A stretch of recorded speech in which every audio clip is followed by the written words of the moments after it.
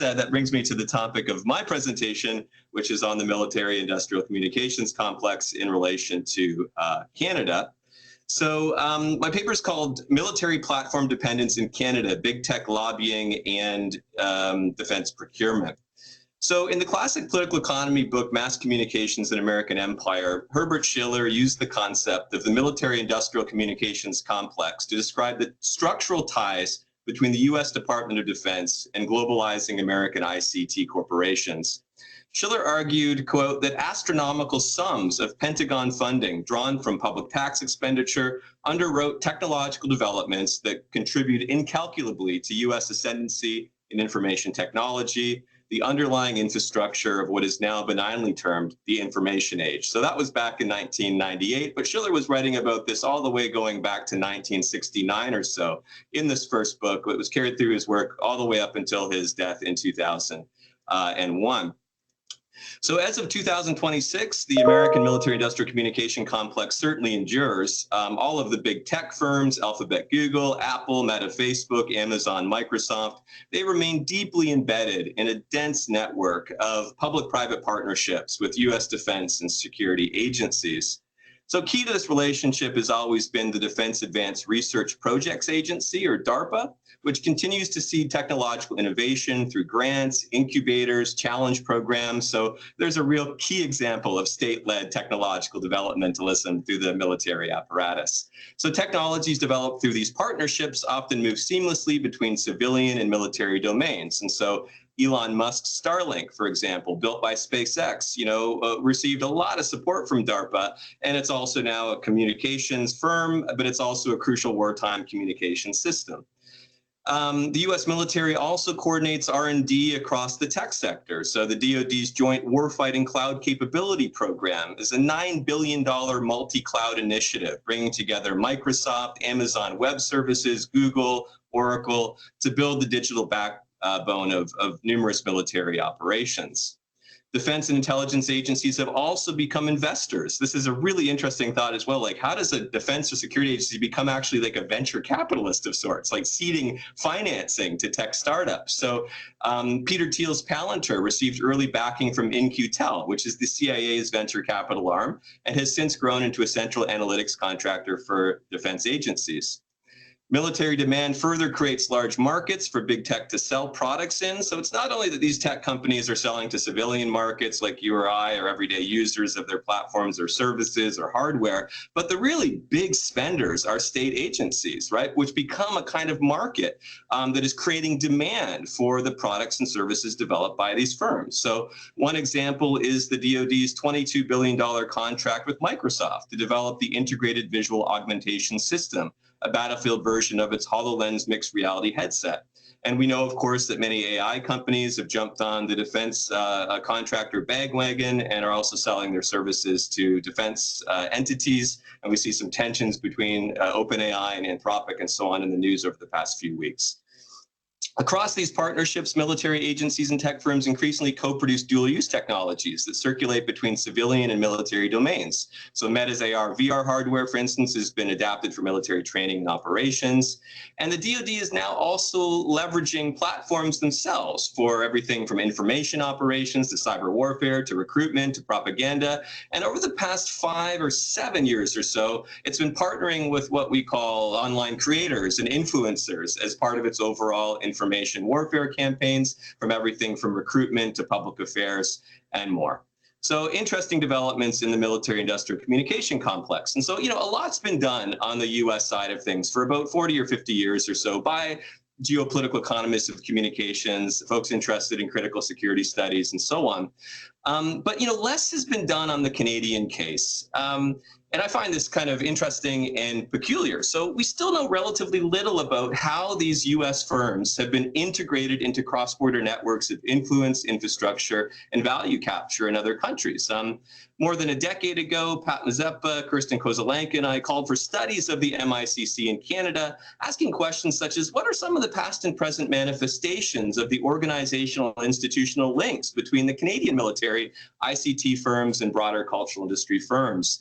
And again, at that time, our focus was primarily on, what's the relationship between the Canadian Department of Defense and Canadian-based ICT or tech companies? But some things have changed over the past decade. I think I'm sort of exploring a different thesis today. If an MICC exists in Canada, it's likely not defined primarily by partnerships between the Canadian state or military and Canadian ICT firms. Rather, it's increasingly shaped by the convergence of Canada's state and D&D with US-based technology giants. So in this sense, what may predominate in Canada is a cross-border MICC, constituted primarily by an integrated relationship between the Canadian D&D and American big tech firms. So while scholars have examined the entanglements between the US DoD and Silicon Valley firms, there's been far less systematic research on the relationship between Canada's D&D and those same big tech firms. As a result, the scope, visibility, and stakes of Canada's military integration with foreign or American big tech companies remain really important to explore in Canadian communication studies and digital policy and regulatory debates, and in questions about Canada's sovereignty, security, and democracy. So my entry point for this type of research on a cross-border MIC is the study of big tech lobbying in Canada, supported by the Tech Lobby Project, which is led by Dr. Sarah Bannerman. And this aims to highlight, examine, and inform public about the resources, capacity, strategies, and tactics that American big tech lobbying campaigns in Canada have. So we take it as axiomatic that big tech companies are not only economic actors pursuing profit in Canada's market, but also political actors seeking to secure favorable policies, regulations, and even procurement contracts from the Canadian federal government and its various agencies. So this research invites questions about big tech lobbying in the D&D. Does big tech lobby the D&D? And if yes, which divisions? Which defense policy and regulatory areas do big tech companies prioritize in their lobbying? What strategies and tactics do big tech firms use to try to curry favor from D&D agencies and personnel, as well as the civilian politicians concerned with defense and security matters? Does the D&D procure these companies' goods and services? What types, what kinds, and of course, at what cost? So these are foundational political economy questions when dealing with the military-industrial communication complex. Motivated by an interest in making transparent these relations to encourage greater public awareness and deliberation about this convergence, I undertook a very small case study that's forthcoming in the Canadian Journal of Communication that sheds light on big tech lobbying at the D&D and the D&D's procurement contracting with these firms. So briefly, a procurement contract is a legally binding agreement through which a government agency purchases goods or services from a private company. Now, these contracts are important to study because they really are about crystallizing the allocation of public funds to private companies, and they often shape over the long term which firms and which technologies become kind of standard and routinized within government, often resulting in lock-ins over time that become quite hard to break once kind of technological momentum sets in. So the method I used for my case study was to aggregate and analyze procurement contract data from the Government of Canada's Open Government Portal, which publishes contracts valued at over $10,000. So my method is quite simple. I searched for contracts between the D&D and each of the big 5 tech companies between 2002 and 2024. I downloaded all that data, manually recorded the time span of procurement relations, the total number of D&D contracts for each firm, and the types of goods and services procured. So what did I find? Well, American big tech indeed has secured many lucrative contracts with the D&D.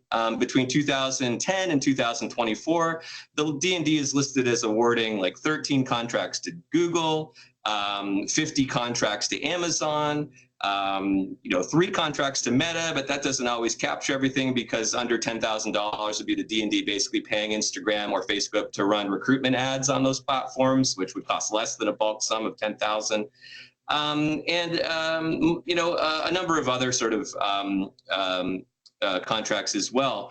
But the biggest contractor for the D&D that I found was Microsoft. So between 2005 and 2024, there's about $316 million of contracts. So Microsoft's the biggest contractor to the Canadian defense establishment when it comes to American big tech. So following the completion of the study, many more contracts continue to be awarded. Not all even appear in the database, so some are added later on. That becomes a methodological problem of sorts. But this gives you sort of roughly a useful sort of insight into these types of procurement contract relations. So I want to now move on just to sort of the implications of this with regard to questions of big tech's power in Canada. Am I doing okay for time, Blade? Do I have 3 minutes or so? Or? You got about 3 minutes, yeah. Okay, thanks a bunch. Okay, so what are the implications about this relationship for big tech's power in Canada? All right. So at the meso level, the power of big tech D&D relationships can be understood in classical relational power terms. A gets B to do what A wants. So here, A is American big tech and B is Canada's D&D. Seeking profits through government contracts worldwide, big tech aims to secure the D&D as a stable foreign buyer of its hardware, software, services. So by embedding these proprietary systems deep within Canada's defense infrastructure, these firms make their technologies basically indispensable to its operations over time. At the micro level of power, big tech D&D relationship might express a form of political power influence in Canada, as these companies lobby the state not only to try to shift Canadian policy and regulatory frameworks to their liking, so there's a type of foreign influence of sorts, but also to win big contracts that basically allow the state to transfer monies from the Canadian Citizenry Republic to giant American tech firms and their billionaire owners. So big tech's lobbying activities shape agendas, influence policy and regulatory debates, and align foreign interests with Canada's national interests and vice versa. So there's a whole sort of meso level of influence and communication happening there. At the micro level, big tech D&D relationship might express a form of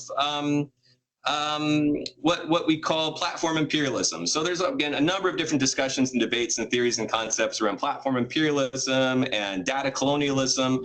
These speak to about a 70-year tradition of talking about the significance of the U.S. as an empire over communications, ITC, media, and cultural industries. Canada, of course, has a long tradition of making sense of that, responding to it federally and in other spheres. But we might see this relationship as basically cementing or bolstering this U.S.-centered platform imperialism.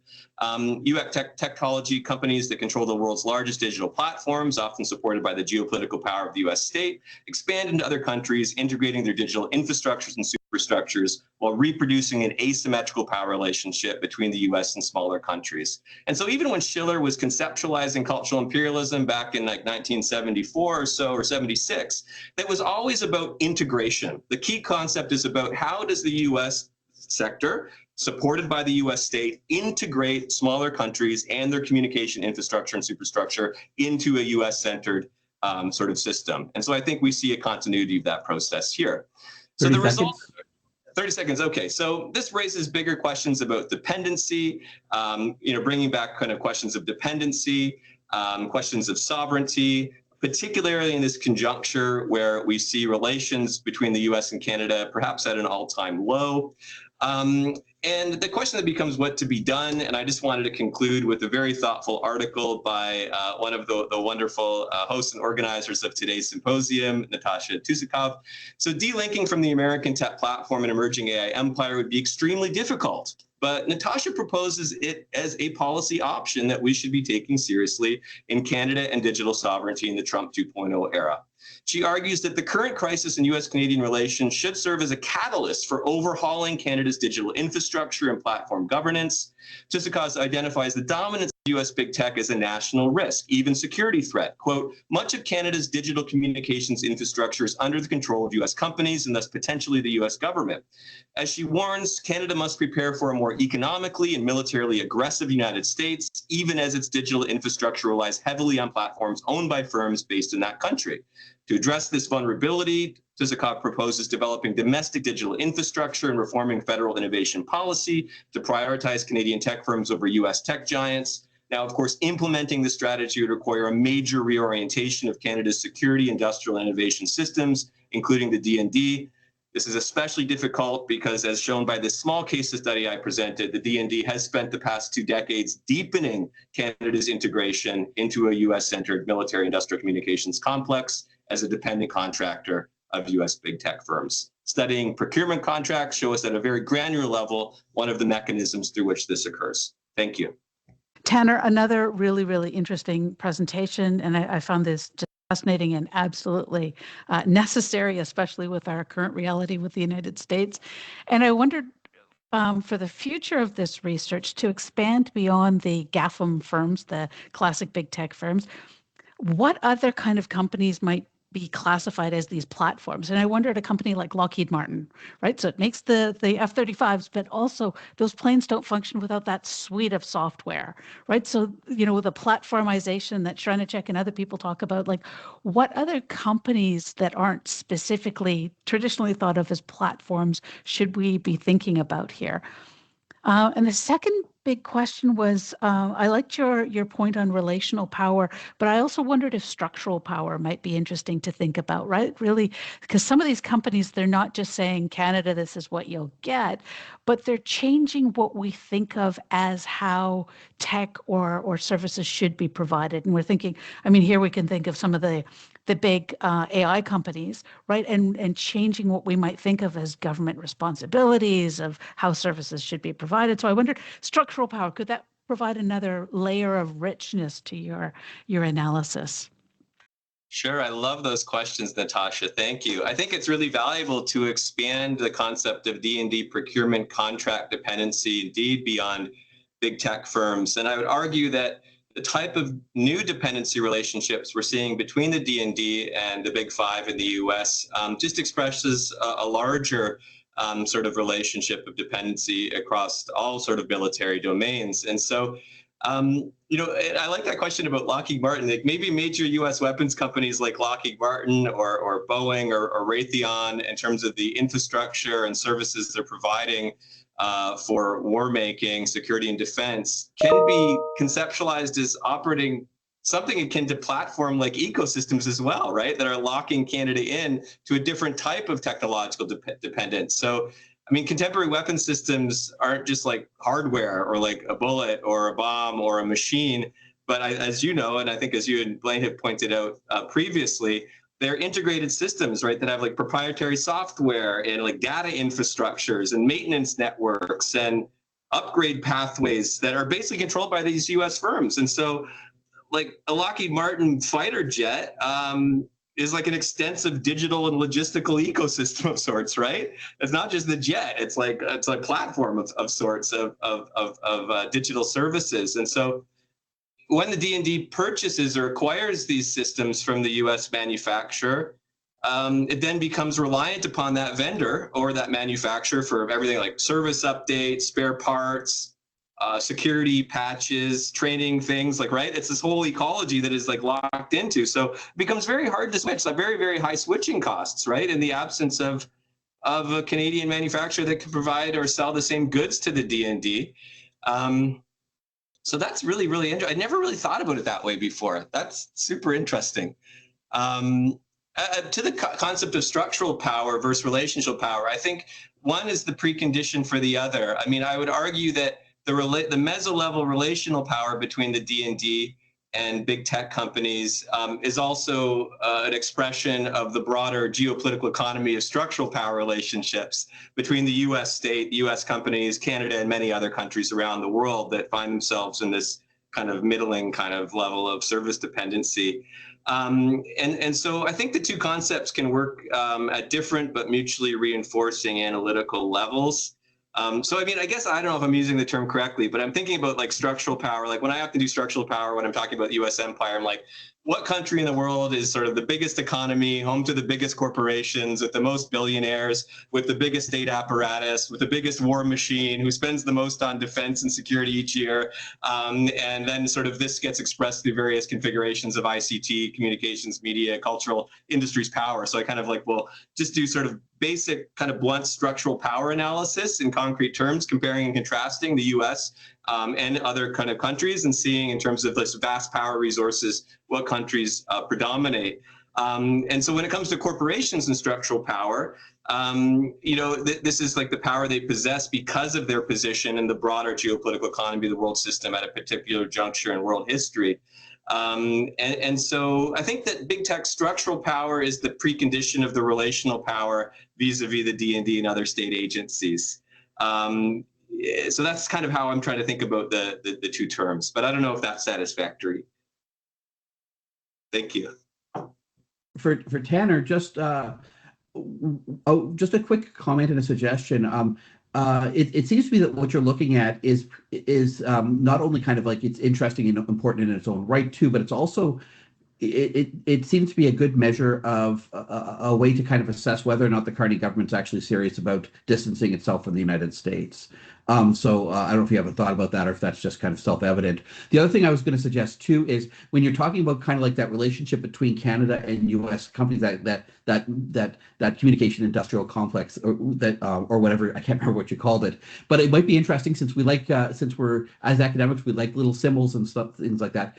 It seems to me that it would be useful to have to fully illustrate the relationship. You could turn it into a triangle of the Canadian state, the U.S. state, and U.S. kind of transnational communications corporations, because that also brings in the idea that these companies aren't just in it for themselves; they're also kind of tools of U.S. power in some ways. Anyways, I don't know if anyone has any comments on that, or if we want to get to lunch. I love those questions, Blaine. Definitely, I want to turn this into a diagram of sorts, maybe visually map this. As for the position of the Carney's federal government vis-a-vis the U.S. and Trump, I mean, it's maybe too early to tell for me. I'd like to sort of be slightly cautious and sort of presenting any firm assessment, but I just can't imagine being in the Canadian federal government at this juncture in world history where we did have a 50-year lock-in of, for lack of better words, a neoliberal internationalist fortress of North America, deep integration as the hegemonic common sense, the most centrist technocrats, policy planners across the spectrum, right? And so this is a juncture, a critical juncture where, reimagining Canada's position in the world, reimagining sort of our partners and allyships, reimagining security and defense, as uncomfortable that might be for some of us that are more pacifist in nature. I mean, there's just so many openings to sort of try to reimagine the next 25 to 50 years of this country.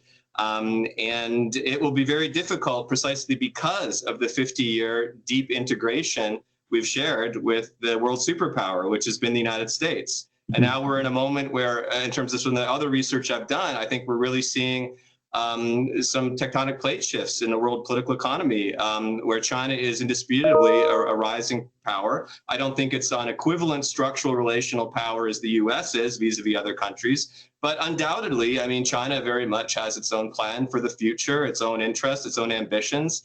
And it will be a very big question for Canadians is how to pivot or align. Like, how do you sustain a partnership with the U.S. because of that 50-year lock-in and that dependency relationship without troubling or frustrating the U.S. capital and the U.S. state so that they'll punish us more, while also then trying to diversify our allyships and partnerships in a way that's mutually beneficial that might also unlock Canada from that 50-year relationship.